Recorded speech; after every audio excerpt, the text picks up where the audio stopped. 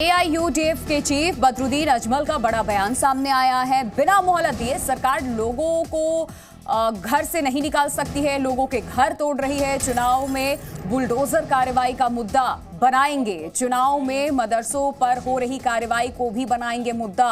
ये एक तरीके से सरकार को अल्टीमेटम दिया गया है कि सरकार अगर अपने इस रवैये से बाज नहीं आएगी तो फिर चुनाव जब आएंगे तो इन दोनों चीजों को मुद्दा बनाया जाएगा। एआईयूडीएफ के चीफ हैं बदरुद्दीन अजमल, जिनका बड़ा बयान सामने आया है इस वक्त। जिस तरीके से देखिए असम में भी सरकार लगातार एक्शन ले, उसको लेकर के भी कहीं ना कहीं सरकार को एक मैसेज देने की कोशिश की गई है कि बिना मोहलत दिए सरकार लोगों के घर तोड़ रही है। चुनाव जब आएंगे तो बुलडोजर कार्रवाई का भी हम मुद्दा बनाएंगे और चुनाव में मदरसों पर हो रही कार्रवाई को भी हम मुद्दा बनाएंगे।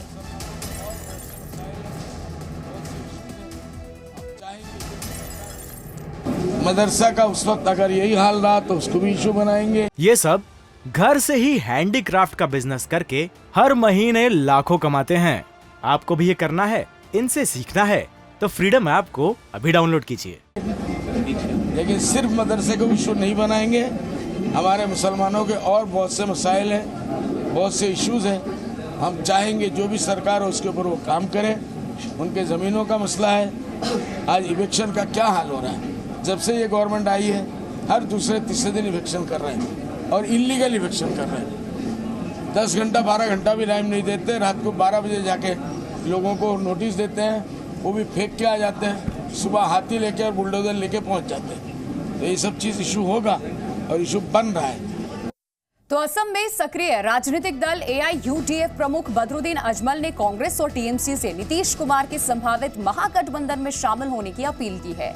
इसके अलावा बीजेपी को सभी विपक्षी दलों का कॉमन दुश्मन भी बताया है और इसके अलावा ये भी दावा किया कि बीजेपी भी यूनिफॉर्म सिविल कोड से अपना हाथ खींचना चाहती है। एक रिपोर्ट दिखाते हैं आपको। आसाम कांग्रेस की कोई हैसियत नहीं है। क्या उनके पास है? लास्ट टाइम अगर हम लोगों ने उनके 24 या कितने सीट आए हैं, अगर हमारे गठबंधन की वजह से उनको 12 से 13 सीट आए, वो नहीं होता तो हमको मिलता। हमने कुर्बानी दी, सेक्रीफाइस किया, सिर्फ इसलिए कि बीजेपी को यहाँ से विदा करना है। इसलिए कांग्रेस आवे नहीं आवे हमें उसकी फिक्र नहीं है। हम ये चाहेंगे कि ऑल इंडिया महागठबंधन के साथ कांग्रेस भी आए।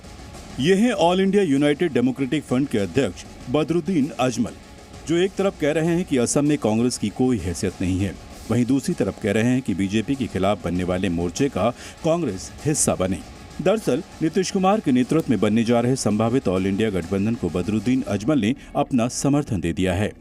इतना ही नहीं, इसी बहाने बदरुद्दीन अजमल का यूनिफॉर्म सिविल कोड पर दर्द भी बाहर निकल कर आ गया है। बदरुद्दीन अजमल का कहना है कि भारत में यूनिफॉर्म सिविल कोड लागू नहीं हो सकता, सबका अपना कल्चर है। बदरुद्दीन अजमल का दावा है कि बीजेपी ने भी यूनिफॉर्म सिविल कोड से अपना हाथ खींच लिया है। इंडिया के अंदर यूनिफॉर्म सिविल कोड हो नहीं सकता। आप मेरी बात नहीं सकते, ये बच्ची मेरा कपड़ा नहीं मानेगी, मेरे घर के जो बच्चे हैं वो इसका कपड़ा नहीं मानेगी, इसका जुबान क्यों मानेंगे? कल्चर है सबका अपना अपना, कोई नहीं मानेगा। इसलिए आपने लेटेस्ट, आपके पास शायद रिपोर्ट नहीं है कि बीजेपी गवर्नमेंट ने खुद इससे अपने आप को घसीट लिया है। 2024 में होने वाले लोकसभा चुनाव के लिए बदरुद्दीन अजमल ने नीतीश कुमार की अगुवाई में बनने वाले ऑल इंडिया गठबंधन में ममता बनर्जी के शामिल होने की उम्मीद जताई है।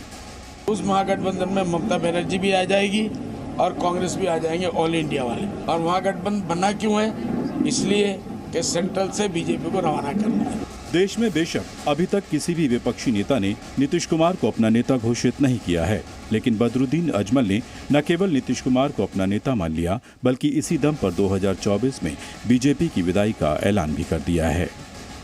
ब्यूरो रिपोर्ट, जी मीडिया। ये सब घर से ही हैंडीक्राफ्ट का बिजनेस करके हर महीने लाखों कमाते हैं।